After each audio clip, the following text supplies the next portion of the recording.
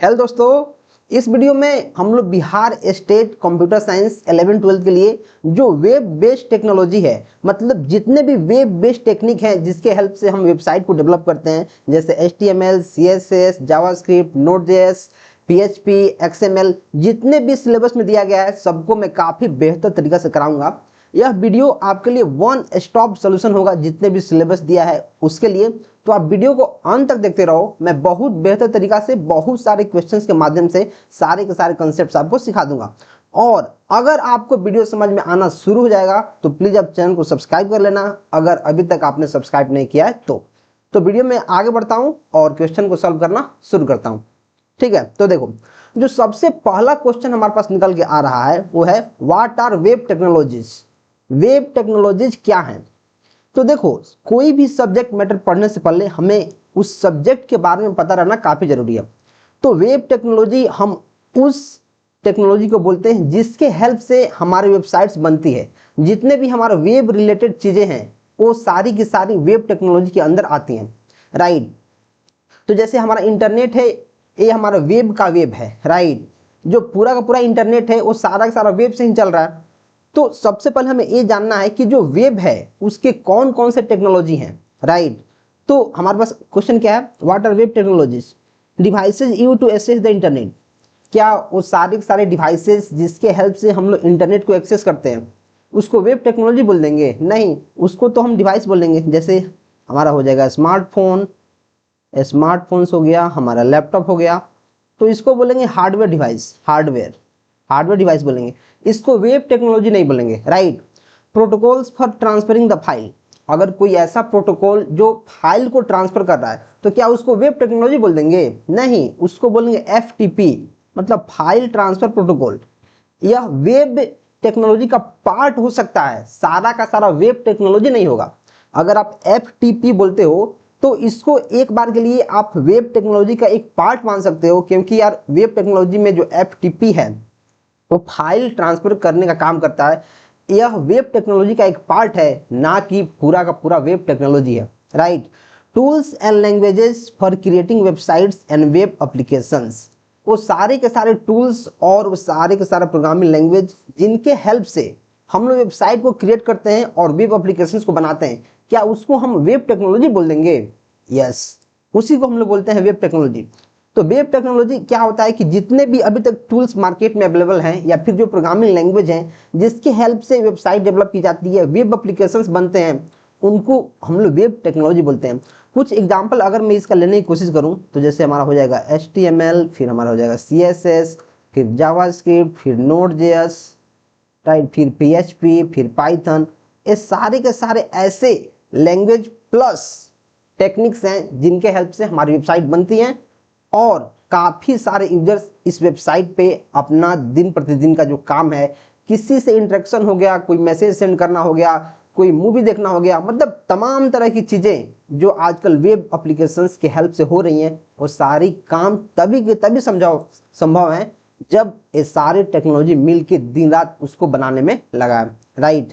Next, which of the following is a client side web technology? देखो, जो technology होता है वो दो टाइप का होता है, एक होता है क्लाइंट साइड और एक होता है सर्वर साइड। तो कुछ ऐसी टेक्नोलॉजी होती है जो क्लाइंट साइड पे काम करती है और कुछ ऐसा टेक्नोलॉजी होती है जो सर्वर साइड पे काम करती है, राइट। तो क्लाइंट साइड मतलब जो हमारा यूजर का इंटरफेस है, मतलब बेसिकली जो हमारे और इंटरेक्शन रहता है, जिसको हम लोग देखते हैं, जिसका इंटरफेस हम लोग देखते हैं, जिसके हेल्प से हम चीजों को समझते हैं, वो क्लाइंट साइड हो गया। और सर्वर साइड क्या होता है? जो हमारा वेब सर्वर है, वेब सर्वर के साइड का जो प्रोग्रामिंग लैंग्वेज होता है उसको सर्वर साइड बोलते हैं। और वो जो प्रोग्रामिंग लैंग्वेज होता है वो काफी लॉजिकल चीजों को हैंडल करता है। जितना भी लॉजिकल प्रोग्रामिंग को हैंडल करने वाला चीज है उसको सर्वर साइड बोलते हैं। और जो हमारा यूजर से इंटरेक्ट करने में हेल्प करता है, जिसके हेल्प से UI बनाते हैं, फ्रंट एंड बनाते हैं, उसको बोलते हैं क्लाइंट साइड। तो बोल रहा है कि इसमें से क्लाइंट साइड कौन है? तो क्या जो PHP है वो क्लाइंट साइड है? नहीं, ये हमारा सर्वर साइड है। इसके हेल्प से हम लोग बैकएंड लिखते हैं। क्या जो जावास्क्रिप्ट है वो क्लाइंट साइड है? बिल्कुल सही बात है, जो जावास्क्रिप्ट है वो है क्लाइंट साइड। क्या जो MySQL है वो क्लाइंट साइड है? नहीं, ये है हमारा सर्वर साइड डेटाबेस लैंग्वेज। इसको बोलेंगे डेटाबेस के लिए, डेटाबेस कनेक्टिविटी के लिए हमारा MySQL होता है। और जो PHP होता है वो होता है सर्वर साइड में। सर्वर साइड में जावास्क्रिप्ट क्या करता है, जावास्क्रिप्ट हमारा क्लाइंट साइड क्यों है, एक क्लाइंट साइड इसलिए है क्योंकि ये यूजर्स के ब्राउजर्स पे डायरेक्ट रन कर सकता है। यूजर्स, अगर मैं ब्राउजर्स की बात करूं तो इस पे डायरेक्ट रन कर जाएगा, राइट। जो यूजर के ब्राउजर पर रन कर जाता है उसको बोलते हैं क्लाइंट साइड, और जो वेब सर्वर पे रन करता है, वेब सर्वर पे जिसमें काफी सारी लॉजिकल जो चीजें होती हैं उसको हैंडल किया जाता है, लॉजिकल प्रोग्रामिंग की जाती है, उसको बोलते हैं क्या, सर्वर साइड, राइट। नेक्स्ट, तो इसका आंसर क्या हो जाएगा, इसका आंसर हो जाएगा हमारा JavaScript.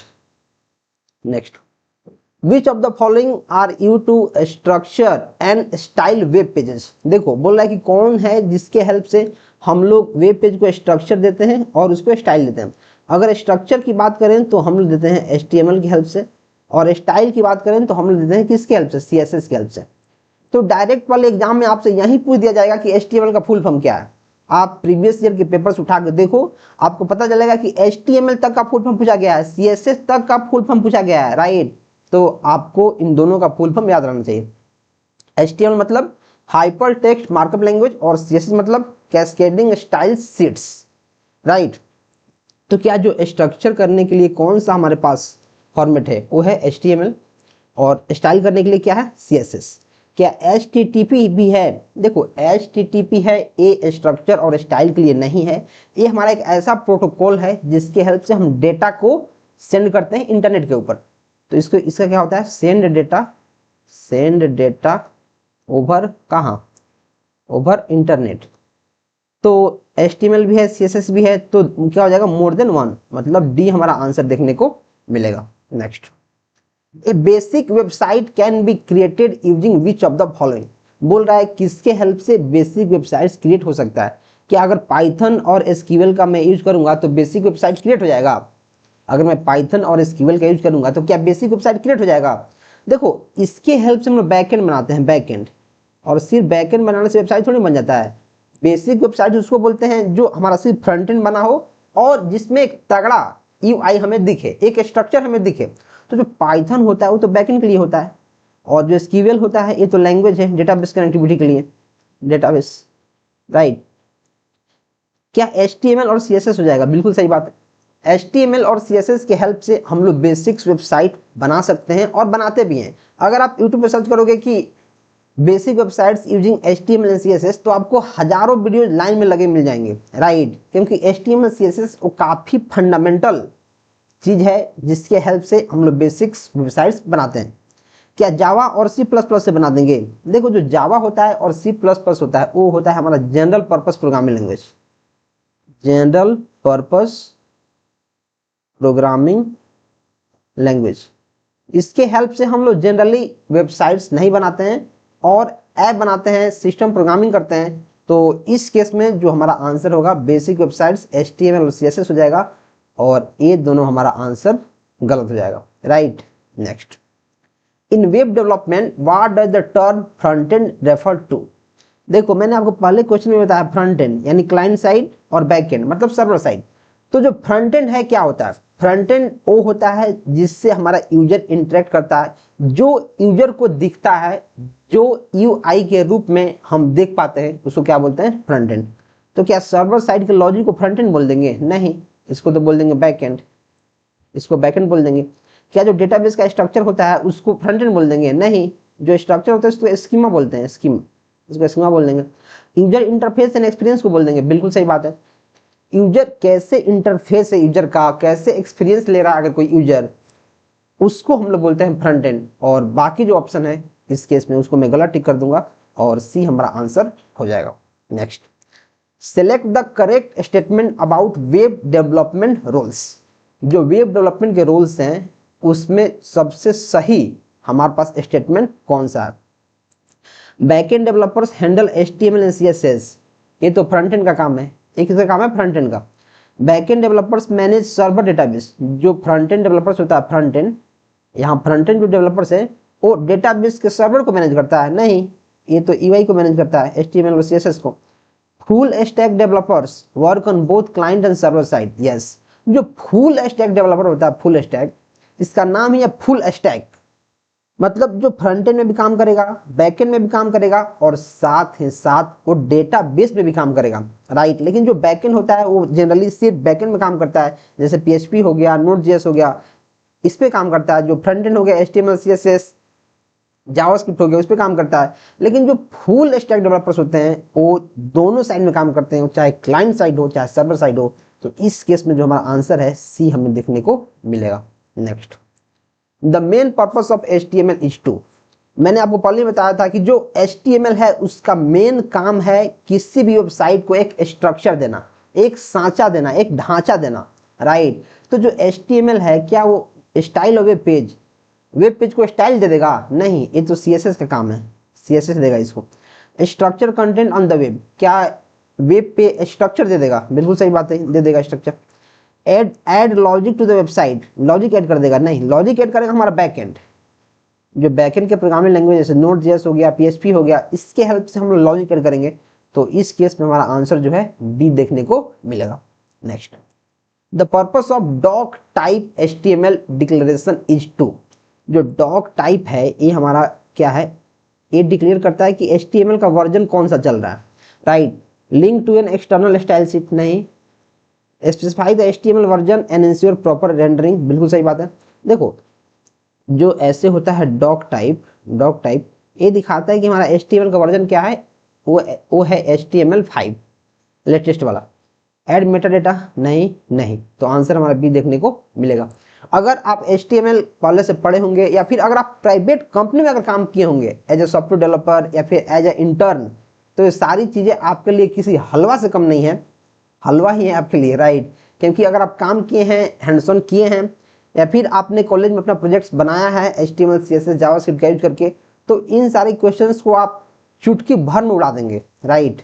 Next, the tag use to insert a line break without starting a new paragraph is, बोल रहा है HTML का कौन सा टैग है जिसके हेल्प से हम लोग लाइंस को ब्रेक करते हैं बिना न्यू लाइन को में जाए हुए। तो क्या BR टैग होता है? BR होता है क्या? ब्रेक टैग, बिल्कुल सही बात है, यही आंसर होगा। क्या HR होता है? ये तो होता है हॉरिजॉन्टल लाइन देता है, हॉरिजॉन्टल लाइन। क्या P होता है? नहीं, ये तो पैराग्राफ होता है, इसके हेल्प से हम पैराग्राफ बनाते हैं। क्या प्री होता है? नहीं, ये होता है प्री फॉर्मेटेड टेक्स्ट, मतलब जैसा लिखा रहेगा वैसा ही रहेगा। अगर किसी भी टेक्स्ट को हम लोग प्री के अंदर लिखते हैं तो उस टेक्स्ट को जैसे इंडेंट करेंगे, जैसे लिखेंगे, वैसे ही हमारा आउटपुट में आएगा। ब्लॉक कोट होता है? नहीं, ब्लॉक कोट नहीं होता है। ये क्या होता है? इसका मतलब होता है use for coating large blocks of text. अगर बहुत बड़ा हमारे पास टेक्स्ट है तो उसको हम लोग ब्लॉक कोट में रखते हैं ताकि वो अच्छा से कोटेशन उसका बना रहे। Next, for grouping in line elements together the correct tag is, in line elements को अगर एक साथ रखना है तो करेक्ट टैग क्या है? तो देखो जो इनलाइन एलिमेंट है वो हमारा स्पैन है, स्पैन। अब इनलाइन का क्या मतलब है? इनलाइन का मतलब ये है कि वो पूरा का पूरा जितना टेक्स्ट रहे उतना उसको कवर अप कर ले, राइट। जैसे अगर मैं बात कर लूं कि जैसे कोई टैग हो गया हमारा ए टैग, एंकर टैग हो गया, या फिर हमारा हो गया स्ट्रॉन्ग मतलब क्या? बोल्ड। अगर मानो कोई अक्षर में लिखा हूं, जैसे सपोज कर लो कोई चीज मैं स्ट्रॉन्ग के अंदर लिखा हूं, जैसे मान लो मैं लिखता हूं त्रिलोकी को मैं स्ट्रॉन्ग के अंदर लिखता हूं, स्ट्रॉन्ग इधर लिख दिया, फिर स्ट्रॉन्ग की तरफ बंद कर दिया, तो क्या हो जाएगा? ये बोल्ड हो जाएगा। जब आउटपुट होगा तो क्या हो जाएगा? आउटपुट में ये बोल्ड हो जाएगा, राइट। जो हमारा स्पैन टैग है वो क्या है? ये हमारा है इनलाइन टैग, इनलाइन एलिमेंट। बाकी जो डिव है वो क्या है? वो ब्लॉक एलिमेंट है, ब्लॉक एलिमेंट, ये हमारा ब्लॉक एलिमेंट है, राइट। जैसे और एग्जांपल लो, जैसे हेडिंग टैग हो गया, या फिर हमारे पास पैराग्राफ टैग हो गया, या फिर सेक्शन टैग हो गया।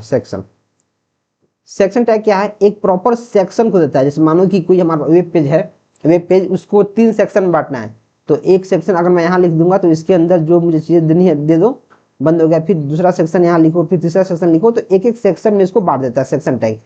आर्टिकल टैग क्या करता है? अगर मानो मुझे कुछ वर्ड्स लिखने हैं, किसी चीज पे आर्टिकल लिखना है, मान लो कोई पैराग्राफ की तरह लिखना है आर्टिकल, तो उसके लिए आर्टिकल टैग यूज होता है। और फूटर अगर कुछ लिखना है, जैसे मानो डेट एंड टाइम लिखना है, पेज नंबर लिखना है, या कुछ भी लिखना है, या फिर ऐसे लिखना है made with love, made in India with love, right. जैसे वेबसाइट देखते हो वेबसाइट देखते हो तो उसके नीचे आप देखते होंगे made in India by this company, या फिर made with love, made with love का इस सिंबल ऐसा लिखा रहता है।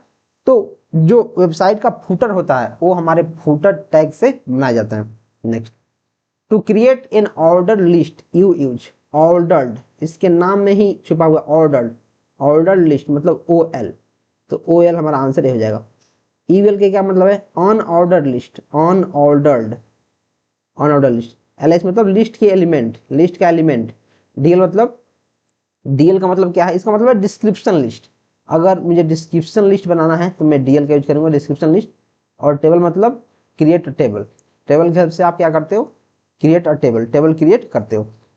Next, the tag that defines the main heading of the web page, अगर मेन हेडिंग आप किसी वेब पेज का डिफाइन कर रहे हो, टाइटल की बात नहीं हो रही है, मेन हेडिंग, तो मेन हेडिंग आप करते हो किससे, H1 से। जो मेन हेडिंग आप H1 से करते हो तो H1 इसका आंसर हो जाएगा।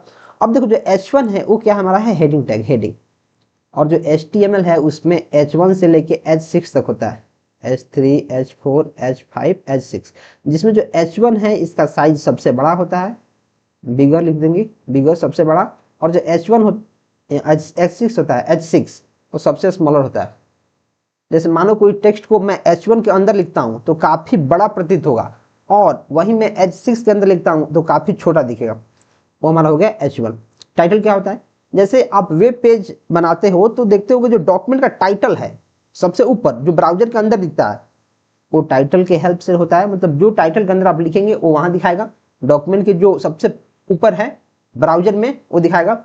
हेडर क्या होता है, हेडर, हेडर क्या होता है, एक ऐसा एलिमेंट होता है जिसके हेल्प से आप क्या करते हो, किसी भी कंटेनर का इंट्रोडक्शन डिफाइन करते हो कि कैसे वो दिखेगा, उसका हेडिंग क्या होगा बेसिकली। H6 क्या होता है, हेडिंग का सबसे छोटा रूप होता है H6, मैंने आपको यहाँ बताया जो हेडिंग होता है उसका सबसे छोटा रूप H6। और बॉडी क्या होता है, बॉडी में आप सारे के सारे टैग्स को लिखते हो, जो भी काम आपको करना होता है वो बेसिकली आप बॉडी के अंदर ही करते हो, राइट। तो ये हमारा हो गया body. Next, embedding of video file in HTML5 is done using, जो HTML5 है उसमें अगर आपको वीडियो को इम्बेड करना है तो क्या करोगे, सिंपल वीडियो टैग लगा देंगे। ऑडियो के लिए ऑडियो टैग, इम्बेड अगर सिर्फ इम्बेड करना है कोई एक्सटर्नल कंटेंट, एक्सटर्नल कंटेंट करो या फिर कोई लिंक करो। सपोज कर लो आपको यूट्यूब का कोई वीडियो है, यूट्यूब पे कोई अपलोडेड वीडियो है, उसका लिंक को आपको इम्बेड करना है तो आप इम्बेड के थ्रू करोगे। आई फ्रेम क्या होता है कि कोई एक HTML का पेज है उसके अंदर दूसरा HTML के पेज को आपको इम्बेड करना है तो उसके लिए आई फ्रेम। और ऑब्जेक्ट क्या होता है, ऑब्जेक्ट क्या होता है, वो हमारा जो HTML होता है उसमें कोई ऑब्जेक्ट नाम का चीज नहीं होता है, लेकिन इसमें भी आप एक्सटर्नल लिंक को कॉपी कर सकते हो, एक्सटर्नल कंटेंट, एक्सटर्नल कंटेंट के लिए हमारा ऑब्जेक्ट भी यूज होता है। तो इस केस में अगर वीडियो हमें इम्बेड करना है तो वीडियो हमारा आंसर हो जाएगा। Next, the attribute that specifies the destination URL of A hyperlink is, बोला कि वैसा एट्रीब्यूट जो किसी भी हाइपरलिंक का मतलब वैसा लिंक जिस जो क्लिकेबल लिंक हो, हाइपरलिंक मतलब क्लिकेबल, क्लिक होने वाला, क्लिकेबल, जो डेस्टिनेशन URL को स्पेसिफाई करता है उसको क्या बोलते हैं, href बोलते हैं। तो आंसर हमारा href हो जाएगा। सोर्स क्या है, src मतलब सोर्स, इसमें सोर्स एड्रेस हमारा देता है, सोर्स लिंक। अल्ट क्या है, अल्टरनेटिव टेक्स्ट। जैसे मान लो कि कोई हमारे पास वेब पेज में बना रहा हूं और वहां कोई इमेज लगने वाला है, राइट, और इमेज हमने लगाया और बाद में अगर मानो इंटरनेट काम नहीं कर रहा या फिर जो हमारा इमेज है वो डिलीट हो गया तो यूजर को पता नहीं चल पाएगा कि यहाँ क्या था, तो आप लिख सकते हो वहां उसके जगह पे अल्टरनेटिव एक टेक्स्ट लिख सकते हो। आप लिख सकते हो कि जैसे मान लो कि मैंगोज का इमेज था, इमेज ऑफ मैंगो, तो जो यूजर है वो समझ जाएगा कि हाँ यहाँ मैंगो का इमेज था, हालांकि जो इमेज था वो अभी दिख नहीं रहा, लेकिन अल्टरनेटिव टेक्स्ट में आप लिख सकते हो तो आपको पता चल जाएगा। टाइटल क्या होता है, मैंने आपको बताया है कि वेब पेज का जो एड्रेस होता है, जो वेब पेज का नाम होता है जो ब्राउजर में शो होता है उसको टाइटल बोलते हैं। टारगेट क्या होता है, टारगेट होता है कि हमें जो वेबसाइट है उसको दिखाना कहाँ है।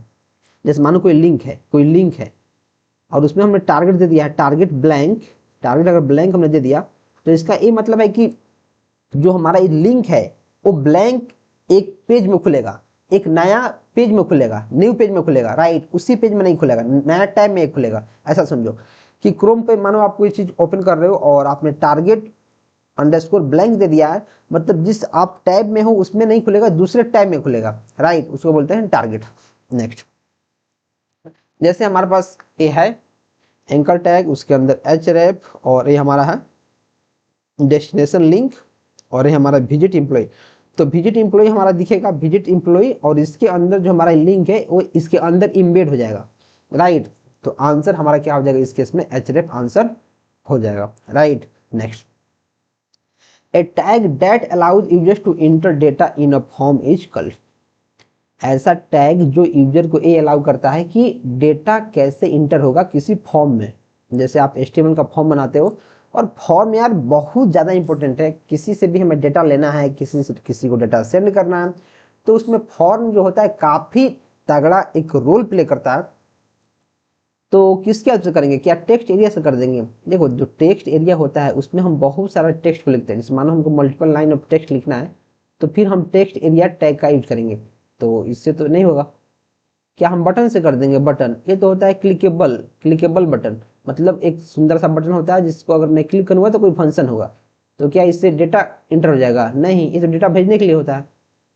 क्या सेलेक्ट हो जाएगा, नहीं, ये तो सेलेक्ट करता है। क्या लेबल हो जाएगा, नहीं, ये तो लेबलिंग करता है। तो इसका आंसर हो जाएगा इनपुट। इसका आंसर क्या हो जाएगा, इनपुट। इनपुट क्या करता है, जो यूजर्स को अलाउ करता है कि डाटा फॉर्म में इंटर करे। Next, the semantic tag used to wrap introductory content और नेविगेशनल लिंक इज। मैंने आपको इस बारे में पहले ही बताया था कि इसका आंसर हेडर होगा। हेडर क्या होता है कि एक इंट्रोडक्टरी कंटेंट होता है, एक ऐसा सिमेंटिक टैग होता है जो इंट्रोडक्शन का दिखाता है, राइट। तो इसका आंसर हो जाएगा हेडर। फुटर क्या होता है मैंने आपको बताया हुआ है। नेव क्या होता है, जैसे नेविगेशन बार, जैसे मानो कि कोई वेबसाइट है तो उसका होम पेज, उसका अबाउट अस पेज, उसका कॉन्टेक्ट अस पेज, राइट, उसका जैसे मान लो और है माई कोर्सेज पेज, ऐसा कुछ होगा। तो जो ये वेबसाइट का जो पेज रहता है इसको बोलते हैं नेविगेशन बार। ये हमारा क्या है, नेविगेशन।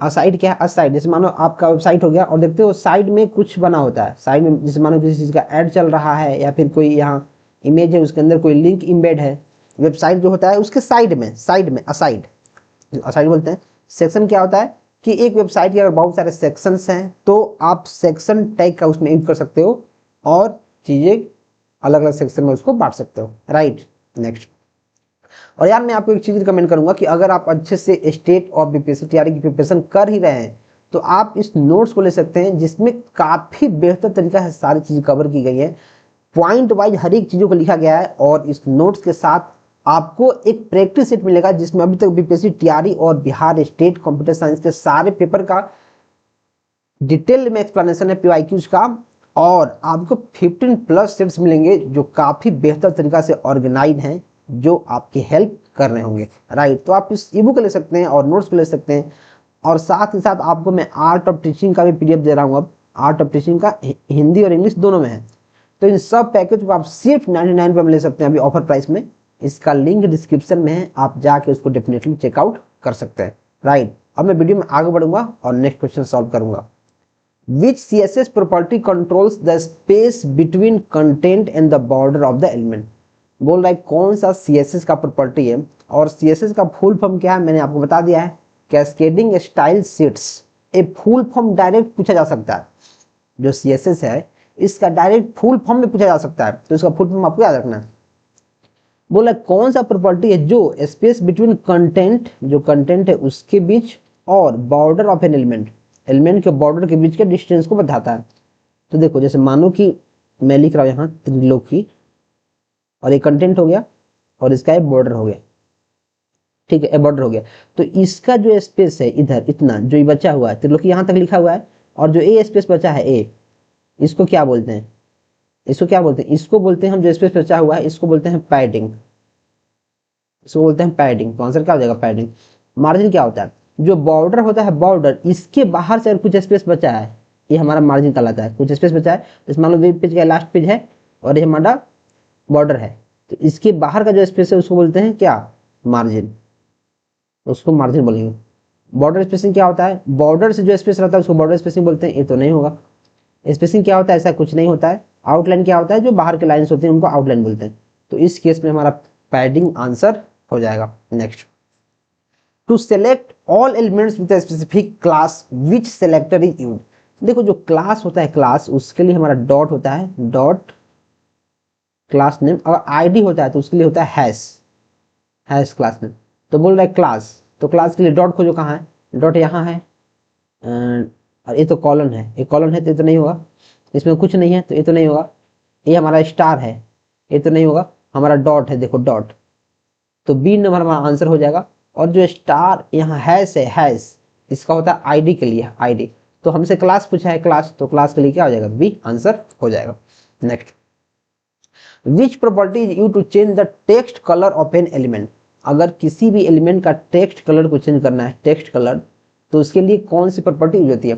क्या फॉन्ट कलर होता है? नहीं, फॉन्ट कलर जैसा तो कुछ एट्रीब्यूट होता ही नहीं है। क्या टेक्स्ट कलर होता है? कोई एट्रीब्यूट ऐसा नहीं है। क्या कॉलर होता है? यस, सिर्फ आप कॉलर अगर लिख दोगे, कॉलर कॉलम रेड, तो हमारा जो टेक्स्ट का कलर है वो चेंज हो जाएगा फॉन्ट का। फॉन्ट स्टाइल होता है, ये तो स्टाइलिंग के लिए है। टेक्स्ट स्टाइल होता है? नहीं, ये नहीं होता है। तो आंसर हमारा क्या हो जाएगा? कलर। तो इस केस में जो हमारा आंसर है सी की तरफ मैं जाऊंगा। Next, what is the default position value of an element in CSS. जो एलिमेंट होता है सीएसएस में, उसका डिफॉल्ट पोजीशन वैल्यू क्या है? डिफॉल्ट मतलब अगर कुछ हम पोजीशंस नहीं देंगे, कुछ भी नहीं देंगे, तो उसका क्या आंसर हो जाएगा? क्या रिलेटिव हो जाएगा? क्या एब्सोल्यूट हो जाएगा? क्या फिक्स हो जाएगा? क्या स्टैटिक हो जाएगा? क्या स्टैटिक हो जाएगा? क्या स्टिकी हो जाएगा? तो जो डिफॉल्ट होता है वो होता है स्टैटिक। स्टिकी क्या होता है? स्टिकी आप देखते होंगे बहुत सारा ऐसा वेबसाइट देखते होंगे, जैसे मानो यहाँ मैं लिख दिया हूँ, जैसे होम, अबाउट अस, और नीचे इसके बाद में कुछ लिखा गया। जैसे आप स्क्रॉल करते हो तो ये जो हमारा पोर्शन है वो फिर भी दिखता रहता है, ये जो हमारा पोर्शन है वो फिर भी दिखता रहता है, सिर्फ इसके अंदर की चीजें स्क्रॉल होती है ऊपर, तो उसको बोलते हैं स्टिकी, वो चिपक जाता है, राइट। फिक्स क्या होता है? किसी चीज को आपने फिक्स कर दिया है, जैसे मानो कोई यहाँ एलिमेंट है या फिर कोई बॉक्स है, उसको आपने फिक्स कर दिया है, तो फिक्स्ड। रिलेटिव क्या होता है? रिलेटिव होता है relative to its normal position. पहले जहां, जैसे मानो पहले कोई एलिमेंट था और एक एलिमेंट आप लाना चाहते हो यहाँ, तो इस एलिमेंट के रिलेशंस में वो कहाँ होना चाहिए, उसको बोलते हैं रिलेटिव। और एब्सोल्यूट क्या होता है? Position relative to nearest position ancestor. तो ये हमारा रिलेटिव हो गया और ये हमारा एब्सोल्यूट हो गया कि उसके जो नियरेस्ट एंसेस्टर होते हैं उसके रिलेशन में इसका पोजीशन क्या है, राइट। इसको आप समझ सकते हो कि एक रिलेटिव पोजीशन होता है, एक एब्सोल्यूट, फिक्स, स्टैटिक और स्टिकी। लेकिन जो बाय डिफॉल्ट होता है, बाय डिफॉल्ट वो हमारा होता है स्टैटिक। इसको आप याद कर सकते हो, याद। Next, which CSS rule is used for responsive website to apply styles on the best screen. देखो जैसे आप देखते होंगे कोई वेबसाइट है, वेबसाइट आप देखते होंगे कि अगर वेबसाइट को आप मोबाइल में ओपन कर रहे हो, मोबाइल में, तो मोबाइल के हिसाब से उठल जा रहा है। अगर उसको आप टैबलेट में ओपन कर रहे हो, टैबलेट में, तो उसके हिसाब से खुल जा रहा है। और अगर आप इसको डेस्कटॉप या लैपटॉप में ओपन कर रहे हो तो उसके हिसाब से वो ढल जाता है। तो उसको बोलते हैं रिस्पॉन्सिव वेबसाइट। मतलब वो काफी रिस्पॉन्स देता है, रिस्पॉन्ड करता है, और जैसा डिवाइस जिस रिजोल्यूशन का उसको स्क्रीन मिलता है उस स्क्रीन में वो ढल जाता है, राइट। उसको बोलते हैं रिस्पॉन्सिव। तो कैसे होता है? क्या मीडिया से होता है, रिस्पॉन्सिव से होता है, स्क्रीन से होता है, क्वेरी से होता है, डिवाइस से होता है? तो वो होता है मीडिया से। क्या रिस्पॉन्सिव जैसा कुछ होता है? नहीं होता है। स्क्रीन जैसा कुछ होता है? नहीं होता है। ये भी नहीं होता है, ये भी नहीं होता है। तो इस केस में आंसर हमारा मीडिया हो जाता है। Next, which CSS property define the type face of text. बोला कौन सा सीएसएस प्रॉपर्टी है जो फेस के टाइप, जो टेक्स्ट के टाइप फेस को क्या करता है? डिफाइन करता है। क्या वो फॉन्ट फैमिली है? क्या वो फॉन्ट स्टाइल है? क्या वो फॉन्ट वेट है? क्या वो टेक्स्ट फैमिली है? क्या वो टेक्स्ट बोल्ड है? देखो जो टेक्स्ट फॉन्ट होता है ऐसा कुछ हमारे पास प्रॉपर्टी नहीं है। टेक्स्ट फैमिली की तरह कोई प्रॉपर्टी नहीं है। जो फॉन्ट वेट होता है वो दिखाता है कि जो हमारा फॉन्ट है वो नॉर्मल है कि बोल्ड है कि क्या है। फॉन्ट स्टाइल क्या दिखाता है? जो कि हमारा ए, हमारा क्या है, फॉन्ट स्टाइल क्या दिखाता है कि हमारा ए, उसको क्या बोलते हैं, जो ऐसे रहता है, तिरछा रहता है, उसको बोलते हैं इटैलिक। इटैलिक बोलते हैं। इटैलिक हो गया या फिर हमारा हो गया, इटैलिक हो गया या फिर बोल्ड हो गया, ऐसा समझो, बोल्ड। फॉन्ट फैमिली क्या होता है? जैसे मान लो कि फॉन्ट फैमिली क्या होता है, जैसे एरियल हो गया, new Thomas, new times new Thomas, times new Roman, ऐसा कुछ होता है। फॉन्ट फैमिली मतलब एक तरफ का उसका स्टाइल आप समझो कि किस टाइप के फॉन्ट रहेंगे। फॉन्ट मतलब क्या, टेक्स्ट, जो टेक्स्ट रहेगा वो किस टाइप का रहेगा, वो न्यू टाइम्स न्यू रोमन्स के टाइप रहेगा, एरियल के टाइप से रहेगा, और भी 50 तरह के इसके फॉन्ट्स होते हैं। किस टाइप से फॉन्ट हमारा दिखेगा, मतलब फॉन्ट का जो अपीयरेंस है, जो स्टाइल है, कैसा रहेगा, तो बोलते हैं फॉन्ट फैमिलीज को बोलते हैं, जो हमारा टाइप फेस को, मतलब उसके फेस को डिफाइन करता है कि वो दिखेगा कैसा, right. Next, to create a flex container which value should be the display property है। To create a flex container, flex container बनाने के लिए which value should the display property है, डिस्प्ले प्रॉपर्टी के पास कौन सा प्रॉपर्टी रहना चाहिए। तो देखो इसको लिखते हैं डिस्प्ले और कॉलन फ्लेक्स लिखते हैं। फ्लेक्स बनाने के लिए हमें फ्लेक्स चाहिए, तो क्या ब्लॉक हो जाएगा, नहीं। क्या इनलाइन हो जाएगा, नहीं। फ्लेक्स हो जाएगा। क्या ग्रिड हो जाएगा, ग्रिड मतलब रोज कॉलम वाला ऐसे बनाते हैं, नहीं। इनलाइन फ्लेक्स हो जाएगा, नहीं। देखो जो इनलाइन फ्लेक्स है वो इनलाइन कर देगा, वो एक लाइन में कर देगा, इनलाइन कर देगा। तो हमें चाहिए क्या, हमें फ्लेक्स चाहिए, right. Next, the pseudo class use to style an element when the mouse hovers over it. जैसे आप देखते होंगे कि जैसे मानो कोई बटन है, बटन, और इस पे लिखा है, जैसे मान लो लिखा है कवर, कवर लिखा है, और जैसे ही आप माउस जो है, माउस का कर्सर आप यहाँ लिख जाते हो, यहाँ आप देखते होंगे कि इसका कलर चेंज हो जाता है, या फिर जो इसका टेक्स्ट है वो अलग कलर का दिखने लगता है, इसमें कुछ मोशन आ जाता है। वो कैसे होता है, उसको बोलते हैं हावरिंग। उस पर हम लोग माउस को हावर करते हैं, हावरिंग, तो हमारा हावर हो जाएगा। डॉट फोकस ऐसा कुछ नहीं होता है। डॉट एक्टिव, एक्टिव को दिखाता है। डॉट विजिटेड वो दिखाता है कि पहले आपने लिंक को विजिट कर लिया है, और टारगेट की मतलब इसके बाद कहाँ ले जाना है। नेक्स्ट, अब यहाँ देखो focus applied when an element like an input gains focus, ठीक है। Active applied when an element is being activated. Visited दिखाता है जो पहले आप विजिट कर चुके हैं। Target applied to the element with an ID that matches the current URL fragment, आप इसको याद कर सकते हैं। Which of the following is true about jQuery, jQuery के रिगार्डिंग सही कौन है। इट इज जावास्क्रिप्ट लाइब्रेरी, बिल्कुल सही बात है। इट सिंप्लीफाइड डोम मैनिपुलेशन, बिल्कुल सही बात है।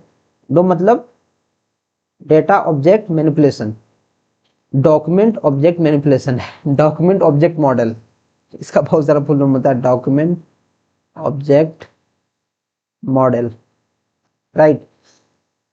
It requires less code than plain JavaScript, बिल्कुल सही बात है, मतलब तीनों का तीनों सही है। तो जे क्वेरी होता है, क्या होता है, वो जावास्क्रिप्ट का एक लाइब्रेरी है जो डोम मैनिपुलेशन को सिंप्लीफाई करता है, जो प्लेन जावास्क्रिप्ट से कम कोड को यूज करता है। तो इस केस में आंसर हमारा डी देखने को मिलेगा, और डी हमारा आंसर हो जाएगा। Next, what is the correct syntax to select all paragraphs in jQuery. JQuery में अगर हमें सेलेक्ट करना है तो कैसे करेंगे, क्या ऐसे कर देंगे, ऐसे कर देंगे, ये तो आईडी के लिए करते हैं, ये तो नहीं होगा। डॉट ए क्लास के लिए करते हैं, नहीं। पैराग्राफ डायरेक्ट नहीं होता, ऑल जैसा कुछ नहीं होता, तो हमारा ए हो जाएगा। नेक्स्ट, अब इसको समझो, पहले ये चारों को समझो।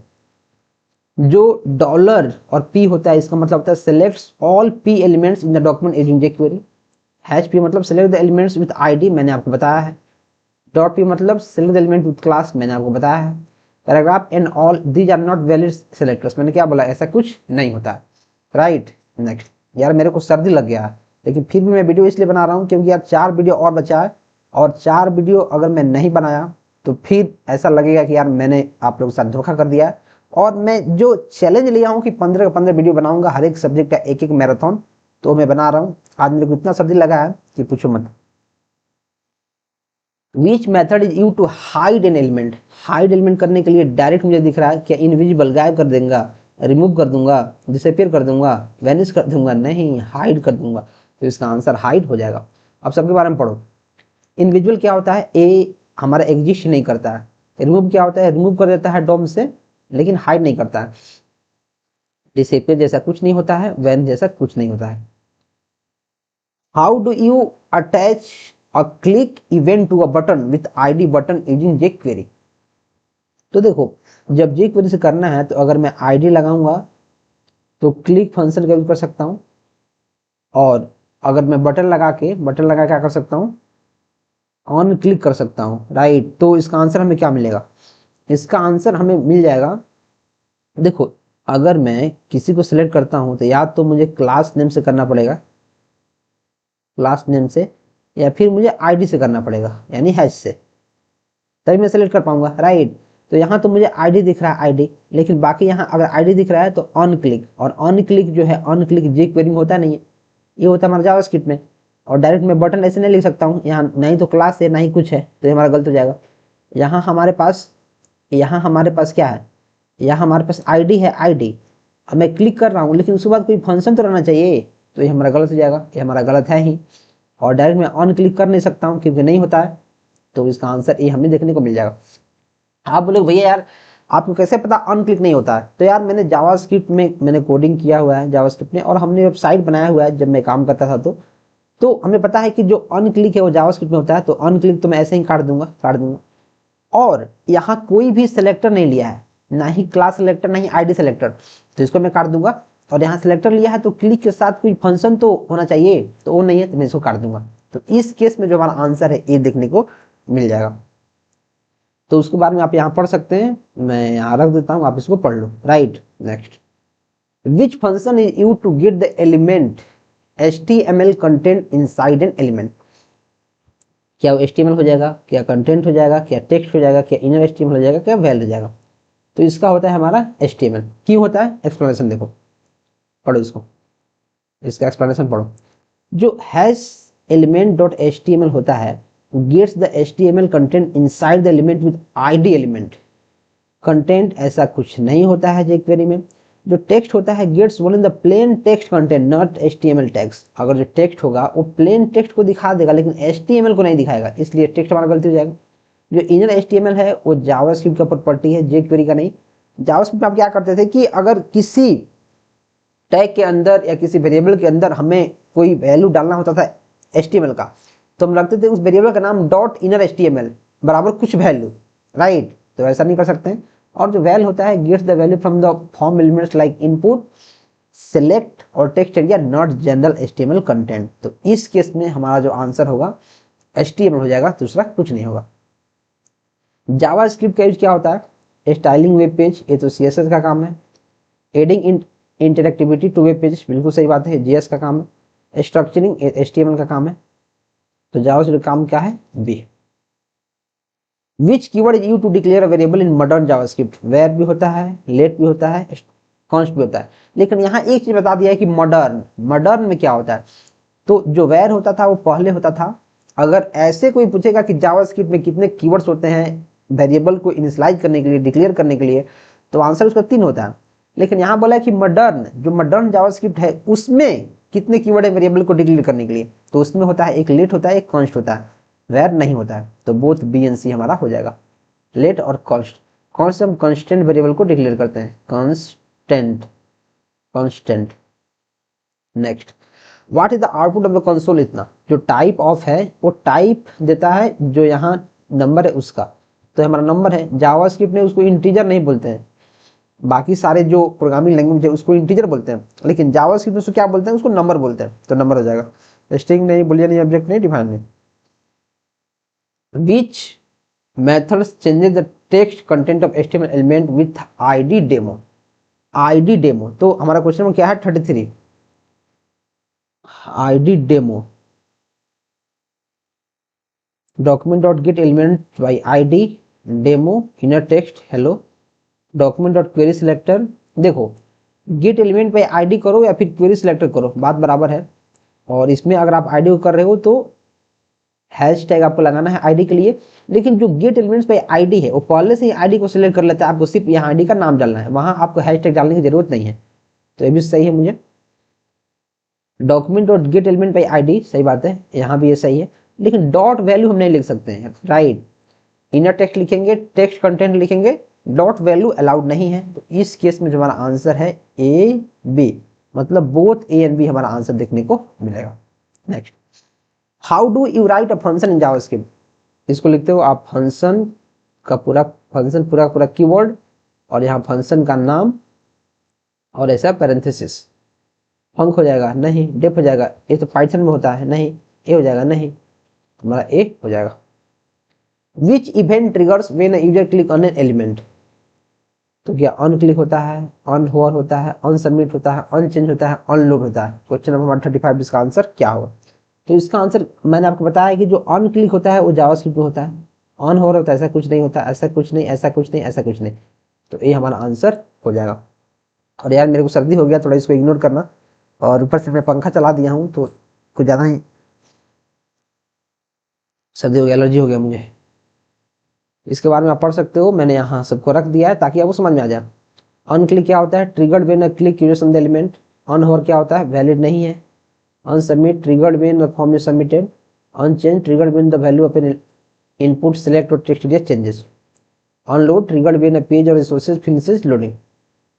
What is the purpose of return statement in a function? Return का क्या काम है? रिटर्न का काम ये है कि जो फंक्शन सारा का सारा काम करता है उसको पकड़ के जो मेन हमारा फंक्शन होता है उसको वैल्यू रिटर्न करना होता है। यही रिटर्न कीवर्ड का काम है। To exit the function and optionally send a value back, बिल्कुल सही मुझे लग रहा है। टू स्टॉप अ लूप, नहीं। टू कॉल अनदर फंक्शन, नहीं। टू डिक्लेयर अ वेरिएबल, नहीं। ए नंबर आंसर इसका हो जाएगा। इसके बारे में आप पढ़ सकते हो, काफी बेहतर तरीके से आपको दिया गया, आप इन सबको पढ़ लेना। विच symbol is used for a single line comment in JavaScript? Single line के लिए हमारा होता है ए डबल स्लैश, ए होता है मल्टी लाइन के लिए, मल्टी लाइन ए होता है हमारा, ए इसमें नहीं होता है। और ये होता है HTML में, HTML में कमेंट के लिए, राइट। आप इसको देखो, ये होता है सिंगल लाइन के लिए, ये होता है मल्टीपल लाइन, मल्टी लाइन के लिए, ये होता इसी को बोलते हैं मल्टी लाइन कमेंट। और use in language Python, JavaScript नहीं होता है। और ऐसा होता है हमारा HTML में, मैंने आपको बताया है। The HTML attribute that specifies where to extend form data is, where to send form data। बोल रहा है HTML का वो एट्रीब्यूट जो हमें ये दिखाता है कि जो फॉर्म का डेटा है वो कहाँ सेंड करना है। कैसे करेंगे? मेथड की हेल्प से, नहीं। एक्शन की हेल्प से, बिल्कुल सही बात है। इन टाइप, नहीं। नेम का टाइप, नहीं। टारगेट, नहीं। टारगेट तो ये दिखाता है कि किस टाइम में हमारा ओपन होना चाहिए, राइट। तो ये हमारा आंसर नहीं होगा। इसके बारे में पढ़ो। Specify how to send the data, get और पोस्ट एक्शन। मैंने आपको सारा सारा चीज़ें यहाँ लिख दिया है। और आज जो वीडियो है मुझे बहुत जल्दी खत्म करना पड़ेगा क्योंकि मेरा सर्दी इतना बढ़ रहा, अभी इतना छींक आएगा मेरे को कि 10-10 बार छींक आता रह जाएगा, राइट। तो मैं जल्दी इसको क्लियर करता हूँ और सबका मैं डिस्क्रिप्शन लिख दिया हूँ तो आप इसको अच्छे से कर लेना। Which HTTP method sends form data append to the URL। अगर URL से कोई डेटा हमारा अपेंड है तो कौन सेंड करेगा? क्या पोस्ट कर देगा? नहीं, ये तो रिसीव करने वाला है। गेट कर देगा, यस। पुट नहीं करेगा, डिलीट नहीं करेगा, पैच नहीं करेगा। इसके बारे में पढ़ लो। पोस्ट क्या करता है? Send data in the request body, not in the URL। Put use to update resources, not for form submission. Delete use to delete resources via API calls. Use to partially update resources which input type allows users to select multiple options. Multiple option, radio button क्या करता है? एक ही option को select कर सकते हैं। अगर दो है तो इसको टिक मार देंगे तो एक खाली हो जाएगा, अगर इसको टिक मार देंगे तो एक खाली हो जाएगा। ये तो गलत है, टेक्स्ट तो बटन है नहीं। सेलेक्ट विद मल्टीपल एट्रीब्यूट, जो सिलेक्ट है वो हमारा वो क्या है? तो इनपुट टाइप नहीं है। जो सिलेक्ट है, अगर मानो मैं यहाँ सिलेक्ट कर रहा हूँ, जैसे मानो मुझे मंथ का नेम सेलेक्ट करना है, मंथ का नेम, तो ये पहले से मंथ का नेम फीड किया रहता है, इनपुट नहीं है। इनपुट हमारा हो जाएगा चेक बॉक्स। इसमें अगर चेक बॉक्स है तो अब जितना मन करे उतना टिक मार सकते हैं, तो चेक बॉक्स आंसर हो जाएगा, ना कि हमारा सिलेक्ट होगा। बहुत सारे लोग इसको मारेंगे लेकिन ये आंसर गलत है। बटन तो एक ही कर सकते हैं, भगाओ। इसके बारे में पढ़ लो, इसके बारे में आप इसको पढ़ सकते हो। देखो, जो सिलेक्ट होता है विथ मल्टीपल एट्रीब्यूट्स कर सकते हैं, लेकिन also allows multiple selection but in HTML element, not in element type, input type. Input type नहीं, इसलिए आंसर ही गलत हो जाएगा। The attribute used to specify the encoding type of form is called, इसको ink type बोलते हैं। encoding नहीं, method नहीं, type नहीं, cassette नहीं। तो इसके बारे में भी आप इसको पढ़ लो। मैं जल्दी कंप्लीट करता हूँ वीडियो को। What happens when a form with method post is submitted? ये बॉडी में जाता है, अपेंड नहीं होगा, यहाँ नहीं होगा, यहाँ नहीं, यहाँ नहीं होगा। तो इसका आंसर हमें ये देखने को मिलेगा। इसको पढ़ लो। Which tag wraps input element to group them logically in a form? वो कौन करता है? जो हमारा क्वेश्चन नंबर 43 है उसका आंसर क्या होगा? Which tag wraps input elements to group them into logically in a form. क्या फॉर्म में कर देंगे? नहीं। फील्ड सेट में कर देंगे, बिल्कुल सही बात है। लेबल नहीं, डिव नहीं, सेक्शन नहीं। इसके बारे में आप यहाँ पढ़ सकते हो। For a client side form validation which attribute can be? Client, client के लिए रिक्वायर्ड, मतलब तुमको डालना है, वैल्यू डालना है। वैलिडेट ऐसा कुछ नहीं होता है, चेक नहीं होता है, मस्ट फिल नहीं होता। रिक्वायर्ड हमारा काफी जरूरी है। कि जैसे मानो कि हमें ये जानना है कि ईमेल आईडी तुम्हें डालना ही डालना है, तुम्हें फोन नंबर डालना ही डालना है फॉर्म में, तो उसके अंदर जो प्लेस होल्डर होगा उसमें हम डाल देंगे कि जरूरी है, और बिना उसको डाले हमारा फॉर्म आगे नहीं बढ़ेगा, हम सबमिट कर ही नहीं सकते हैं, राइट। और बार बार हमारे पास रेड कलर का कुछ आएगा सिंबल कि it is required, it is required, उसको डालना पड़ जाएगा। हम इसको पढ़ लेना। HTTP is called stateless. जो HTTP होता है मतलब हाइपर टेक्स्ट ट्रांसफर प्रोटोकॉल, उसको स्टेटलेस क्यों बोलते हैं? It remembers user information, user information को रिमेंबर करता है इसलिए नहीं। It does not retain user data between updates, बिल्कुल सही बात है। इट ऑलवेज रिक्वायर्स लॉगिन, नहीं। इट यूजेस कुकीज, नहीं। इट विल गिव डेटा, नहीं। इसके बाद में आप यहाँ पढ़ सकते हो, लिखा हुआ है, मैं वीडियो में आगे बढ़ जाऊंगा। What is the main purpose of session? Session क्या होता है कि अगर कोई चीज आप कर रहे हो, कोई भी आप काम कर रहे हो, तो एक सेशन को मेंटेन करता है। जब तक रिक्वेस्ट आ रहा है तब तक एक सेशन मेंटेन रहना चाहिए। टू स्टोर डेटा परमानेंटली, नहीं। To maintain user state across multiple HTTP, बिल्कुल सही बात है। To speed up page loading, नहीं। टू मैनेज CSS फाइल, नहीं। ये नहीं। तो आंसर क्या आ जाएगा हमारा? बी हो जाएगा। इसके बाद में आप पढ़ लेना, मैं जल्दी में हूँ आज, और आप नोट्स ले सकते हो, डिस्क्रिप्शन में इसका लिंक है, आप इसको चेकआउट कर सकते हो। मैं आगे बढ़ रहा हूँ जल्दी। Which of the following is used to store a small pieces of data on the client browser?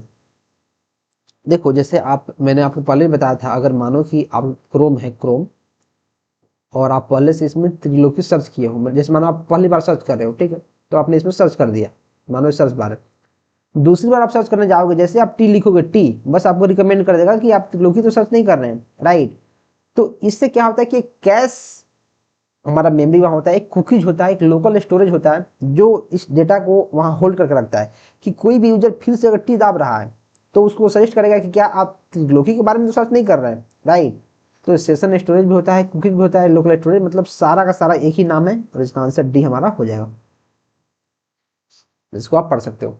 What happens when a session times out? Users automatically logged out, सही बात है। ब्राउजर क्रैशेस, नहीं। डेटा इज परमानेंटली डिलीटेड, नहीं। New session start, नहीं। None of this, नहीं। ये answer हो जाएगा।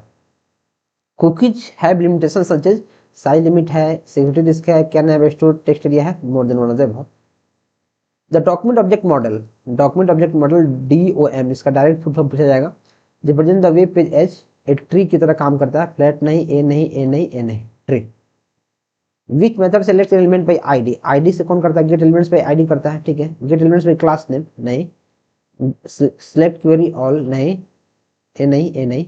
गेट एलिमेंट्स बाई ID, वो क्वेश्चन नंबर 51 है, इसका आंसर हमें ए देखने को मिलेगा। आप सबका डिस्क्रिप्शन यहाँ पढ़ सकते हो। अब देख लो, मेरा आवाज भी चेंज हो गया, मेरा आवाज भी चेंज हो चुका है अभी। To change the text inside the HTML, हम लोग क्या कर सकते हैं? इनर टेक्स्ट भी कर सकते हैं, इनर एलिमेंट भी कर सकते हैं, टेक्स्ट एलिमेंट भी कर सकते हैं, इनर HTML कर सकते हैं, टेक्स्ट कंटेंट कर सकते हैं, more than one of the above. Which method adds a new child element to parent, इसको बोलते हैं append child. Append child, A नहीं, ए नहीं, ए नहीं, ए नहीं। How can you attach a click event listener to a button with ID button? तो ये हमारा क्या है? Document dot get element by ID, अगर बटन है तो ID है तो ID, ठीक है। अनक्लिक, ठीक है। डॉक्यूमेंट क्वेरी सिलेक्टर भी कर सकते हैं, तो वहाँ आपको हैशटैग लगाना पड़ेगा। यहाँ एड इवेंट लिस्टर एक फंक्शन लगाना पड़ता है, फिर क्लिक और फंक्शन का नाम, मतलब मुझे दोनों सही दिख रहा है, तो A एंड B इसका आंसर हो जाएगा। How will document dot query selector all P select the first paragraph? All है तो क्या फर्स्ट कर देगा? नहीं, ऑल पैराग्राफ्स, बिल्कुल सही बात है, ऑल करेगा। आप इसको डिस्क्रिप्शन को पढ़ लेना। To change the value of an attribute which method is used, change करना है। देखो, कोई हमारे पास प्रॉपर्टी है, कोई एट्रीब्यूट है, उसके वैल्यू को चेंज करना है, मतलब उसके वैल्यू को सेट करना है, सेट। तो सेट कैसे करेंगे? गेट से कर देंगे? नहीं। रिमूव कर देंगे? नहीं, नहीं, नहीं, नहीं, सेट करेंगे। आप इसको पढ़ लेना ध्यान से। Node.js is primarily used to run JavaScript in the browser, नहीं, ये तो जावास्क्रिप्ट का काम है। Run create server side application, ये हमारा Node.js का काम है। HTML एक खत्म। Which of the following is Node.js to handle many request at once, ये होता है हमारा इवेंट लूप। ये नहीं होगा, ये नहीं होगा, ये नहीं होगा। इसके बारे में आप यहाँ पढ़ लेना। आपको क्या करना है, इस जो सीट है इसका लिंक मैं आपको देता हूँ, डिस्क्रिप्शन में बोल रहा हूँ, वहां देता हूँ व्हाट्सएप चैनल में। आपको इसको अच्छे से एक बार पढ़ लेना है, सारा का सारा मैं आंसर यहाँ लिख दिया हूँ, तो आप इसको पढ़ सकते हैं। Which built in module in Node.js you to work with the file system, FS file system, file नहीं होता है, ये सब नहीं होता है। आप इसको how do initialise Node.js project with npm init, मतलब नोड पैकेज मैनेजर। npm का फुल फॉर्म डायरेक्ट पूछा जाएगा। नोड पैकेज मैनेजर, इन मतलब इनिशियलाइज, तो npm init हमारा आंसर हो जाएगा। विच of the following can create a simple HTTP server. Server कौन क्रिएट करता है? HTTP, hypertext transfer protocol. कैसे करता है उसका एग्जांपल देखो। आप कॉन्स्ट HTTP रख दिए, रिक्वायर HTTP, और कॉन्स्ट सर्वर, इसमें आप HTTP create server request response कर दिए और इसके अंदर चीजों को लिख दिए। सर्वर को आप 3000 पे कॉल कर दिए कि 3000 पे हमारा पोर्ट पे रन करेगा। Not just differ from browser JavaScript because can access the file system, can directly manipulate the DOM, uses हमारा HTML, और इसका आंसर क्या होगा?